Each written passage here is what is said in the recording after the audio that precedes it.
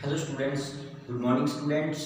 आज हमारा टॉपिक है क्लास 10th का इलेक्ट्रिसिटी के चैप्टर्स में रेजिस्टेंस का। हमने जो लास्ट टॉपिक्स करवाए थे उसके अंदर हमने इलेक्ट्रिसिटी के अंदर बताया था कि इलेक्ट्रिसिटी क्या होता है, इलेक्ट्रिक करंट क्या होता है। उसके बाद जो हमने टॉपिक्स करवाया है वो इलेक्ट्रिक सर्किट्स के बारे में करवाया था। जो लास्ट हमारी वीडियो थी उसके अंदर हमने इलेक्ट्रिक पोटेंशियल, पोटेंशियल डिफरेंस और ओम्स लॉ के बारे में बताया था। आज हमारा जो टॉपिक है वो है रेजिस्टेंस के बारे में। क्लास 10th का इलेक्ट्रिसिटी के चैप्टर के अंदर हमारा जो टॉपिक है रेजिस्टेंस क्या होता है। रेजिस्टेंस देखो, रेजिस्टेंस वो फिजिकल क्वांटिटी होती है जो हमेशा इलेक्ट्रिक करंट का अपोज करती है। इलेक्ट्रिक करंट से मतलब क्या होता है, फ्लो ऑफ चार्ज। जो फ्लो ऑफ चार्ज का अपोज करे उसको हम क्या बोलते हैं, रेजिस्टेंस। तो रेजिस्टेंस क्या हुआ, एक फिजिकल क्वांटिटी हुआ which oppose the flow of charge. तो रेजिस्टेंस की डेफिनेशन क्या होगी, the physical quantity, the physical quantity which oppose the flow of charge, flow of charge is called, उसको क्या बोलते हैं हम भाई, रेजिस्टेंस। उसको बोलते हैं रेजिस्टेंस। रेजिस्टेंस को R से डिनोट किया जाता है, it is denoted by R। R से डिनोट किया जाता है। अब देखो हम एक फॉर्मूला जानते हैं, वी नो दैट, हम जानते हैं according to Ohm's law V किसके बराबर था, आई आर। तो R किसके बराबर होगा, R होगा हमारा V अपॉन I।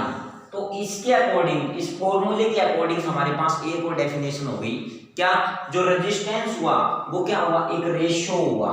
किसका रेशियो, पोटेंशियल डिफरेंस और इलेक्ट्रिक करंट, इनके रेशियो को क्या हम बोलते हैं,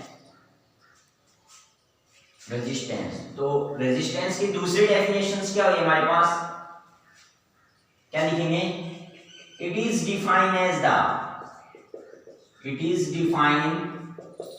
as the ratio of, ratio किसका, potential difference applied across it, किसके, कंडक्टर के across it, and electric current passes through it। इन सब के रेशियो को क्या बोलते हैं हम, रेजिस्टेंस। ये क्या होता है हमारे रेजिस्टेंस। अब आता है हमारे पास टॉपिक क्या, कि एसआई यूनिट, रेजिस्टेंस की एसआई यूनिट क्या होती है। हेडिंग बनाएंगे क्या, एसआई यूनिट ऑफ रेजिस्टेंस। देखो जो रेजिस्टेंस की एसआई यूनिट होती है वो क्या होती है हमारे पास, ओम। क्या होती है, ओम। तो एसआई यूनिट इज क्या होगी भाई, ओम। तो अकॉर्डिंग टू फॉर्मूला आर किसके बराबर था, वी अपॉन आई। तो 1 ओम किसके बराबर होगा, ओम। तो वो क्या होगा, पोटेंशियल वी फॉर क्या होता है, पोटेंशियल, उसकी एसआई यूनिट क्या थी, वोल्ट, और करंट की क्या थी, एम्पियर। तो 1 ओम किसके बराबर आ जाएगा, 1 एम्पियर के। अब हमारे पास क्वेश्चन ये आता है कि 1 ओम क्या होता है, डिफाइन 1 ओम। तो 1 ओम क्या होगा, जब किसी कंडक्टर में से कितना, उस कंडक्टर के अक्रॉस जो पोटेंशियल हो वो कितना लगाया जाए, 1 वोल्ट, और उसमें से करंट कितना पास हो, 1 एम्पियर, तब क्या बोलेंगे, जो रेजिस्टेंस है वो कितना हो जाएगा, 1 ओम। तो क्या लिख सकते हैं, रेजिस्टेंस ऑफ कंडक्टर, क्या लिख सकते हैं, the resistance of conductor is said to be 1 ohm। कितना, 1 ohm। कब हो सकता है, if 1 ampere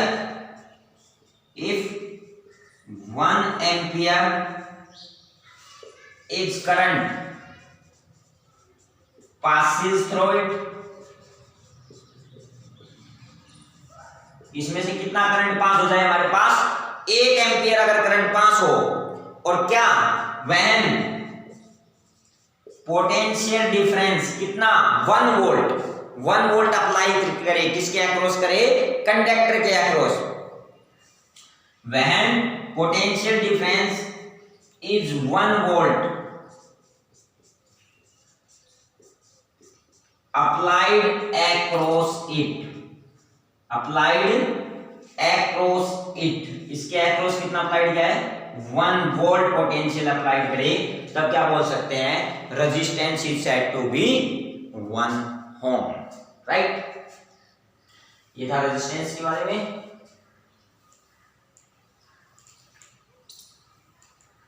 नेक्स्ट है सिंबल ऑफ रेजिस्टेंस।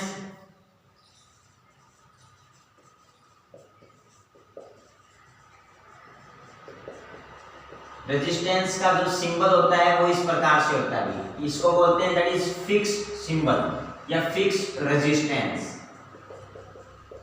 एक होता है वेरिएबल, जिसका दूसरा नाम मैंने पहले भी बताया था, उसको रियोस्टेट बोलते हैं। ये कौन सा होता है, वेरिएबल रेजिस्टेंस। ये थे सिंबल ऑफ रेजिस्टेंस हमारे। नेक्स्ट टॉपिक हमारा grouping of resistance. Grouping of resistance. Resistance के दो ग्रुपिंग होते भाई, एक तो होता है सीरीज ग्रुपिंग, दूसरा होता है हमारा पैरेलल ग्रुपिंग।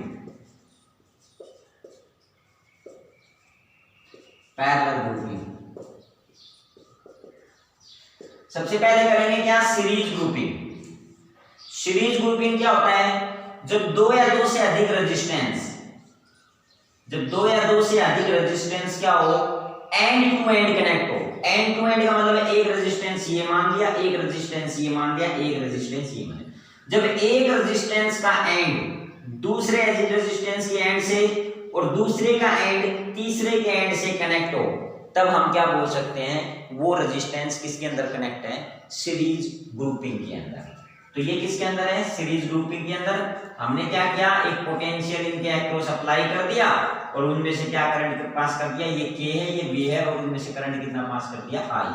अब देखो सीरीज ग्रुपिंग के अंदर क्या होता है, प्रत्येक रेजिस्टेंस का पोटेंशियल अलग होता है। तो R1 का क्या हो गया V1, R2 का कितना हो गया V2 और R3 का क्या हो गया V3, लेकिन टोटल पोटेंशियल क्या है V, मतलब इसी V का ही पार्ट हुआ है।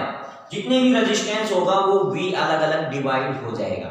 जैसे मान लेते हैं यहाँ पर एक इलेक्ट्रिक बल्ब है, तो बल्ब के अक्रॉस कितना पोटेंशियल है, जैसे कोई CFL होता है 10 वाट का होता है, कोई बल्ब होता है हमारा वो 100 वाट का होता है, तो उसी के अक्रॉस क्या हो जाएगी, पोटेंशियल। कोई फैन होगा उसका पोटेंशियल हो गया, और भी काफी चीजें होती हैं, जो चीजें हम इलेक्ट्रिक इंस्ट्रूमेंट लगाएंगे उनका पोटेंशियल अलग अलग होगा, ठीक है।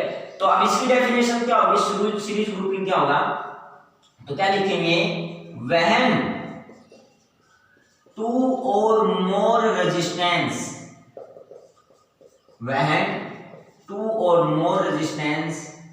are said to be connected in series। कब सीरीज में कनेक्ट हो सकते हैं, if they are connected end to end। मैंने पहले बताया एंड टू एंड का मतलब क्या है, जब एक रेजिस्टेंस का एंड दूसरे के एंड से और दूसरे का तीसरे के एंड से कनेक्ट हो, तब वो केस क्या हो सकते हैं, सीरीज में। Then the grouping are called, उस ग्रुपिंग को क्या बोलेंगे, सीरीज ग्रुपिंग। कौन सी ग्रुपिंग हो जाएगी वो, सीरीज ग्रुपिंग। अब मान लेते हैं अपने पास कितने रेजिस्टेंस हैं, यहाँ पर 3 रेजिस्टेंस हैं, कौन कौन से, R1 R2 R3, वो सब क्या है, कनेक्टेड सीरीज। माना क्या, R1 R2 R3। अब जो डायग्राम है वही लिखते रहेंगे, are the three resistance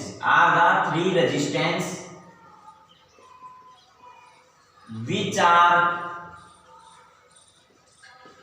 connected in series।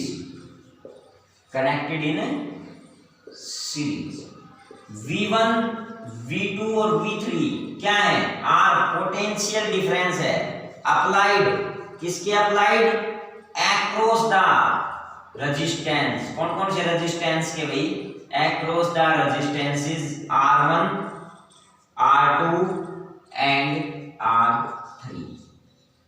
I क्या है, I is the total electric current, total electric current passes, जो किस में से पास हो रहा है, पासिस थ्रू द ग्रुपिंग, इस ग्रुप में से पास हो रहा है भाई। V क्या है, V is the total potential difference applied, किसके applied, applied across the grouping, जो ग्रुपिंग के अक्रॉस अप्लाइड किया होगा वो है।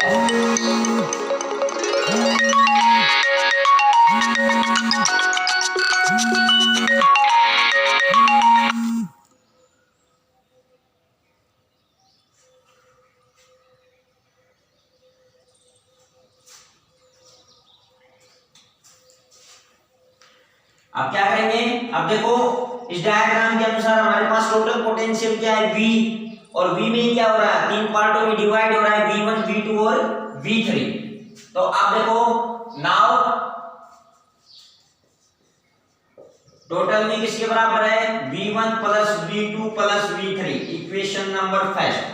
अब क्या करेंगे, अकॉर्डिंग टू ओम्स लॉ इस V को निकाल लेंगे।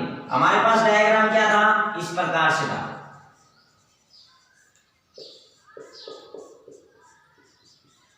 R1, R2, R3, V1, V2, V3, V और I। ये तो क्या है, सीरीज ग्रुपिंग, सीरीज ग्रुपिंग का टोटल रिजल्टेंट क्या होगा, RS, ये हो गया I, और ये टोटल क्या है, V। अब यहां पर करें तो RS क्या है, RS हमारे पास क्या है, RS is the resultant resistance, resultant resistance, resultant resistance है किसका भाई, सीरीज ग्रुपिंग का, सीरीज ग्रुपिंग का ये क्या है, रिजल्टेंट रेजिस्टेंस। तो अब क्या होगा नेक्स्ट, ये क्या हमारे पास टोटल V, ये क्या है V1, V2, V3। मैं एक बार पहले फिर बता देता हूं मैं कि सीरीज ग्रुपिंग के अंदर जो करंट होगा वो सेम होगा हर एक रेजिस्टेंस में से, तो टोटल करंट क्या होगा इसमें, सेम। तो अब ये क्या है, V टोटल पोटेंशियल। तो अकॉर्डिंग टू ओम्स लॉ हमें प्रत्येक की वैल्यू को निकालना है। ओम्स लॉ के अनुसार टोटल V किसके बराबर आएगा, अकॉर्डिंग टू ओम्स लॉ क्या होता है, V = IR। तो टोटल V क्या होगा, टोटल करंट और टोटल रेजिस्टेंस, और रेजिस्टेंस क्या है, टोटल सर्किट का RS। इसी प्रकार V1 क्या होगा, I, और करंट क्या है इसमें, V1 के अंदर I, और रेजिस्टेंस क्या है, R1। इसी प्रकार V2 क्या होगा, I, R2। इसी प्रकार V3 क्या होगा, I, R3। ये हमने क्या मान लिया, हमारी इक्वेशन नंबर 7। I क्यों, क्योंकि I मैंने पहले बता दिया है, सीरीज ग्रुपिंग के अंदर जो करंट होता है वो क्या होता है, कॉमन, राइट। अब इस सेकंड इक्वेशन को फर्स्ट इक्वेशन के अंदर पुट करेंगे, तो क्या लिखेंगे, put in equation first equation के अंदर पुट किया तो हमारे पास V की वैल्यू कितनी आई, IRS, V1 की IR1, V2 की IR2, V3 की IR3। यहां से क्या निकालना है, IRS। इनमें से कॉमन ले लिया I, R1, R2, R3। यहां से I से I क्या हो गया, कैंसिल। तो RS की वैल्यू क्या आ गई, R1, R2 एंड R3। ये क्या हमारे पास resultant resistance in series grouping. ये सीरीज ग्रुपिंग के अंदर क्या हमारे पास रिजल्टेंट रेजिस्टेंस, राइट। इसका मतलब क्या हुआ, ये चीज ये बता रहा है, जो रिजल्टेंट रेजिस्टेंस होता है वो सीरीज ग्रुपिंग में हमेशा इंक्रीज होगा। इंक्रीज कैसे, ये मान लेते हैं इक्वेशन कौन सी बन गई, third, equation third, so that resultant resistance always increase in series grouping। देखो अगर हमारे पास 3 रेजिस्टेंस है, अगर हम उनको सीरीज में जोड़ रहे हैं तो जिस रेजिस्टेंस की सबसे ज्यादा वैल्यू है तो सीरीज ग्रुपिंग में जो रिजल्टेंट रेजिस्टेंस आएगा वो जो सबसे ज्यादा वैल्यू उससे भी ज्यादा आएगा। एग्जांपल कैसे, जैसे हमारे पास 2 रेजिस्टेंस है, 3 रेजिस्टेंस है, R1 2 ओम, R2 है 3 ओम और R3 कितना है 5 ओम। अब जो सीरीज ग्रुपिंग में रेजिस्टेंस आएगा वो 5 से भी ज्यादा आएगा। कैसे, हम क्या कर देंगे, ऐड RS क्या आएगा 2 + 3 + में 5 दैट इज 10। तो 10 की वैल्यू क्या आई, ग्रेटर देन 5। इसीलिए मैंने क्या कहा है, जो रिजल्टेंट रेजिस्टेंस होगा सीरीज ग्रुपिंग में वो हमेशा क्या होगा, इंक्रीज होगा। वो क्या होगा, इंक्रीज होगा। राइट, ये था हमारा क्या, सीरीज ग्रुपिंग। नेक्स्ट टॉपिक हमारा क्या, पैरेलल ग्रुपिंग। पैरेलल ग्रुपिंग का डायग्राम किस प्रकार से होगा, पैरेलल ग्रुपिंग का इस प्रकार से डायग्राम होगा। ये 3 रेजिस्टेंस है मान लेते हैं, R1 R2 R3, इनको किसके अक्रॉस जोड़ दिया, पोटेंशियल के अक्रॉस जोड़ दिया भाई। ठीक है, ये V पोटेंशियल है, पॉजिटिव नेगेटिव ये करंट क्या है I। ये क्या है, इस साइड इनका रिजल्टेंट रेजिस्टेंस है, रिजल्टेंट ग्रुपिंग का रिजल्टेंट है circuit. R grouping, parallel grouping को किससे डिनोट कर दिया, RP से। RP क्या है, रेजिस्टेंस इन पैरेलल। अब देखो एक चीज ध्यान रखना कि ये मान लेते हैं हमारे पास A पॉइंट है, ये पॉइंट मान लिया B। अब पैरेलल ग्रुपिंग के अंदर क्या होता है, क्योंकि हमारे घरों के अंदर जो कनेक्शन होता है ना वो सब क्या होता है पैरेलल ग्रुपिंग के अंदर। जैसे अब पैरेलल ग्रुपिंग में क्या होगा, जैसे हमारे पास 3 कमरे हैं मकान के अंदर, 3 कमरों में एक कमरे के अंदर एसी लगा हुआ है, एक कमरे के अंदर केवल फैन है, एक कमरे के अंदर केवल बल्ब है। तो हर कमरे के अंदर उसकी पोटेंशियल के अनुसार क्या जाएगा, करंट जाएगा। जिसमें एसी है उसमें ज्यादा करंट जाएगा, जिसमें फैन है वो एसी से कम जाएगा, और जिसमें केवल बल्ब है वो फैन से भी कम जाएगा। तो इसका मतलब क्या हुआ, पैरेलल ग्रुपिंग के अंदर जो करंट होता है वो सेम नहीं होता सभी रेजिस्टेंस के लिए, वो क्या होता है, अलग अलग होता है। तो टोटल आई को हमने क्या किया, डिवाइड कर दिया प्रत्येक रेजिस्टेंस में। टोटल करंट तो क्या होगा आई, लेकिन वो क्या हो जाएगा, प्रत्येक रेजिस्टेंस के अंदर अलग अलग डिवाइड हो जाएगा, और पोटेंशियल क्या होगा, सेम। तो अब बात आती है कि पैरेलल ग्रुपिंग की डेफिनेशन क्या होती है। तो पैरेलल ग्रुपिंग का क्या होता है, जब 2 या 2 से अधिक रेजिस्टेंस का एक एंड ये हो गया, तीनों का एक, इन तीनों का एक एंड किससे हो, किसी एक पॉइंट से कनेक्ट हो, और उनका दूसरा एंड सभी का दूसरे एक पॉइंट से कनेक्ट हो, तो वो ग्रुपिंग क्या कहलाएगी, पैरेलल ग्रुपिंग। तो क्या लिखेंगे, when 2 or more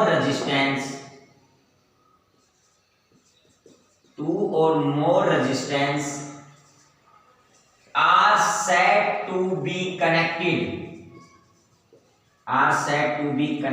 in parallel if one end of each resistance are connected to one point and another end of each resistance are connected to another one point, तब उस grouping को क्या बोल सकते हैं हम, पैरेलल ग्रुपिंग। जैसे अपने पास क्या है, 3 रेजिस्टेंस है, R1 R2 and R3। Hair क्या लिखेंगे, hair R1 R2 R3 are the 3 resistance which are connected in parallel, parallel के अंदर कनेक्टेड है। राइट, I1 I2 I3 ये क्या है, R का इलेक्ट्रिक करंट है, क्या है, electric current passes through the resistance। कौन कौन से रेजिस्टेंस में से पास हो रहा है, passes through the resistance R1 R2 and R3। Right, और क्या है डायग्राम में, V is the total potential difference. V is the total potential difference applied across the grouping. Across the grouping या resistance, resistances, in resistance के across जो apply किया, right. और क्या है, और हमारे पास एक Rp है। Rp क्या है? Rp is the resultant resistance, resultant resistance of parallel grouping। Parallel grouping का क्या है? Resultant resistance. अब इस डायग्राम के अकॉर्डिंग चलेंगे जैसे सीरीज में चले थे। यहाँ पर जो टोटल करंट है वो क्या है? I कितने में डिवाइड हो रहा है? दो में, I1, I2 और I3। मतलब कहने का मतलब क्या है? इन तीनों इलेक्ट्रिक करंट का सम किसके बराबर है? टोटल करंट के बराबर। तो टोटल करंट क्या हुआ? सम ऑफ इंडिविजुअल करंट, अलग अलग करंट का। अब according to Ohm's law, according to Ohm's law के अनुसार क्या है? V किसके बराबर है? IR। तो I किसके बराबर होगा? V बटे R, और R भी कौन सा? टोटल, क्योंकि ये है टोटल करंट, वो किसके बराबर हो जाएगा? Total voltage and total resistance. और टोटल रेजिस्टेंस क्या हमारा? Resultant resistance. इसी प्रकार क्या है, मैंने इसमें बता दिया पोटेंशियल जो हो केवल कॉमन है इसमें। पैरेलल ग्रुपिंग में पोटेंशियल कॉमन होती है, सीरीज में होती है करंट। इसी प्रकार I1 निकाल लेंगे, वो क्या होगा? V/R1। इसी प्रकार I2 V/R2, इसी प्रकार I3 V/R3। ये हमने सबने कौन सी इक्वेशन सेकंड मान ली, और उसको क्या करेंगे? Put in equation first. Equation first में पुट किया तो हमारे पास क्या वैल्यू आई? V/Rp, V/R1, V/R2, V/R3। V/Rp, V के बराबर 1/R1, 1/R2, 1/R3। हमने क्या किया? यहाँ से B को कॉमन ले लिया और B से B कैंसिल, तो 1/Rp किसके बराबर होगा? 1/R1, 1/R2, 1/R3। तो स्टूडेंट्स हमारे पास ये क्या आ गया? रिजल्ट आ गया किसका? पैरेलल ग्रुपिंग का। और पैरेलल ग्रुपिंग में एक रिजल्ट क्या होता है? पैरेलल ग्रुपिंग के अंदर हमेशा जो कॉम्बिनेशन होगा, रिजल्टेंट जो रेजिस्टेंस आएगा वो हमेशा कम आएगा। क्या आएगा? सीरीज में तो क्या था? इंक्रीज होता था, लेकिन इसमें क्या होगा? डिक्रीज होगा। तो क्या लिखेंगे? In parallel grouping